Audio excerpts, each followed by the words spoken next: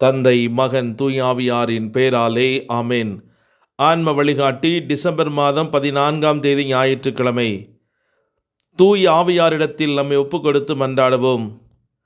தூய ஆவியாரே, எழுந்தருளி வாரும். பரலோகத்தில் நின்று உம்முடைய திவ்ய பிரகாசத்தின் கதிர்களை வரவிடும். எளியவர்களுடைய தந்தையே, கொடைகளை கொடுக்கிறவரே, இருதயங்களின் பிரகாசமே, எழுந்தருளி வாரும்.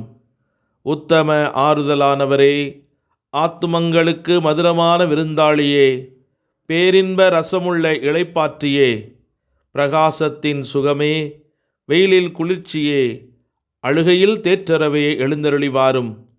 வெகு ஆனந்தத்தோடே கூடியிருக்கிற பிரகாசமே, உமது விசுவாசிகளுடைய இருதயங்களின் ஆழம் நிரப்பும். உம்முடைய தெய்வீகமின்றியே மனிதரிடத்தில் குற்றமில்லாதது ஒன்றுமில்லை. அசுத்தமாயிருக்கிறதை சுத்தம் பண்ணும், உலர்ந்ததை நனையும், நோவாயிருக்கிறதை குணமாக்கும், வணங்காததை வணங்க பண்ணும், குளிரோடிருக்கிறதை குளிர்போக்கும், தவறினதை செவனே நடத்தும். உம்மை நம்பின உம்முடைய விசுவாசிகளுக்கு உம்முடைய திருக்குடைகள் ஏழையும் கொடுத்தருளும். புண்ணியத்தின் பேர்களையும் நல்ல மரணத்தையும் நித்திய மோட்சானந்த சந்தோஷத்தையும் எங்களுக்கு தந்தருளும் சுவாமி. மத்தேயு நற்செய்தி 11ஆவது அதிகாரம் 11ஆவது இறைவார்த்தை. மனிதராய் பிறந்தவர்களுள் திருமுழுக்கு யோவானை விட பெரியவர் எவரும் தோன்றியதில்லை. ஆயினும் விண்ணரசில் மிகச் சிறியவரும் அவரினும் பெரியவரே என நான் உறுதியாக உங்களுக்கு சொல்லுகிறேன். இது கிறிஸ்து வழங்கும் வாழ்வு தரும் நற்செய்தி.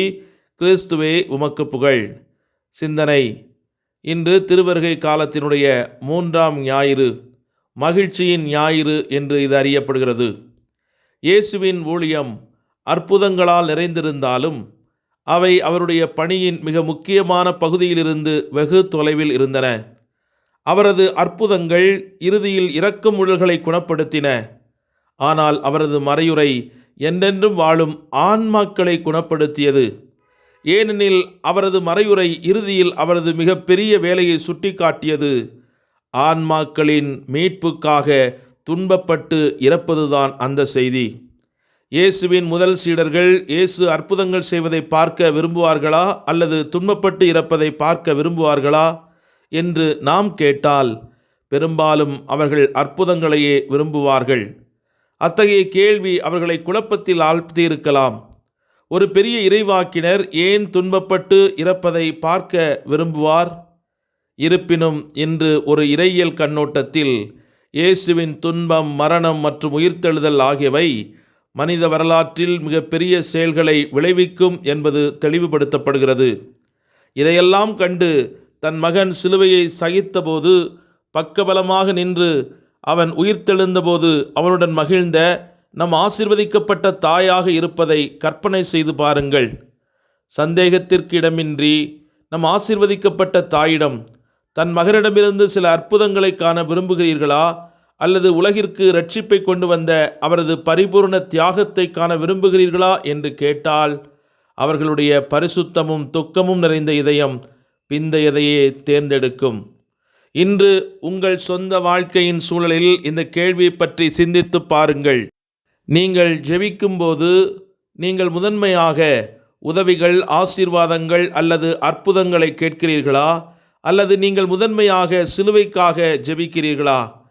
கடவுள் உங்கள் வாழ்க்கையிலிருந்து சில துன்பங்களை நீக்குவதா அல்லது அவரது சிலுவையின் சக்தியால் உங்கள் துன்பங்களை மாற்றுவதா என்பதை நீங்கள் அதிக மதிப்பாக காண்கிறீர்களா? நம் இறைவனுடன் மரிக்கவும், அன்பின் உயிருள்ள பலியாக மாறவும், மற்றவர்களுக்காக உங்கள் உயிரை கொடுக்க வலிமை பெறவும் கிருபையை கேளுங்கள். நித்திய மதிப்புள்ளதை தேர்ந்தெடுப்பதன் மூலம் நீங்கள் சிறந்த பகுதியை தேர்ந்தெடுப்பது அந்த சிறந்த பகுதியில் என்னென்று மகிழ்ச்சி அடைவீர்கள். ஆண்டவரோடு இணைந்து என்னென்று மகிழுங்கள். மீண்டும் நான் உங்களுக்கு கூறுகிறேன், ஆண்டவரோடு இணைந்து மகிழுங்கள். ஆண்டவரின் மகிழ்வே நமது வலிமை. நெகேமியா புத்தகம் 8ஆவது அதிகாரம் 10ஆவது இறைவார்த்தை. ஜெபிப்போமாக. எங்களை வாழ்வித்து மகிழ்விக்கும் அன்பின் தெய்வமே இறைவா, உம்மை போற்றி துதித்து ஆராதித்து மகிழ்கிறோம். உமது மேலான மாட்சிமைக்காக உமக்கு நன்றி செலுத்துகிறோம். பலவீனமான பாவத்தில் வீழ்ந்து போன மனிதர்களாகிய எங்களை வாஞ்சையோடு தேடுகிறவரே, தொலைந்து போன ஆட்டுக்குட்டி என்னையும் உமது தோள்களிலே தூக்கி சுமப்பவரே, உமக்கே ஆராதனை. ஆண்டவரே, நான் எத்துணை நீச பாவியாயிருந்தாலும் என்னுடைய இதயத்தை உம்முடைய இல்லிடமாக கொண்டு வாழ இன்று என்னை தேடி வருபவரே, என் நடுவில் நீர் இருப்பதை உணர்வதால் நான் பெருமகிழ்ச்சி அடைகிறேன். உம்முடைய அன்பு என்னை எல்லாவற்றிற்கும் மேலாக ஆசீர்வதிக்கிறது. உமது ஒளியால் நானும் ஒளி பெறுகிறேன். எனது விளக்குக்கு நீரே ஒளி ஏற்றுகின்றீர்.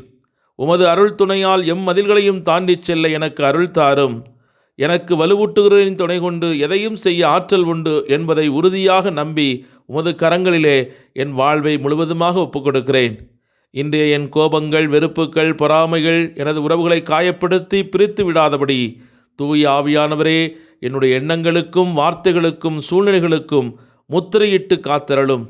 பல நாட்களாக எங்கள் உள்ளத்தில் வைத்து வேண்டி நிற்கும் காரியங்கள் நிறைவேற அருள் தாரும். மனிதர்களை நம்பி ஏமாற்றப்பட்ட பணம், உறவு போன்றவற்றை நாங்கள் மீண்டும் பெற்றுக்கொள்ள அருள் தாரும்.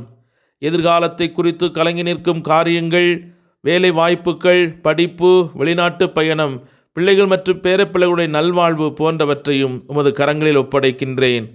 நீரே எங்கள் வாழ்வின் எல்லா நிலைகளிலும் உடனிருந்து ஆசீர்வதிக்க வேண்டும் என்று உம்மிடத்தில் இறைஞ்சி மன்றாடுகிறோம். ஆமேன். எல்லாமல்ல இறைவன், தந்தை, மகன், தூய ஆவியானவர் உங்கள் ஒவ்வொருவரையும் நிறைவாக ஆசீர்வதித்து பாதுகாத்து வழிநடத்துவாராக. ஆமேன். இயேசுவுக்கே புகழ், இயேசுவுக்கே நன்றி. மரியே வாழ்க. மாரநாத்தா, ஆண்டவரே வாரும்.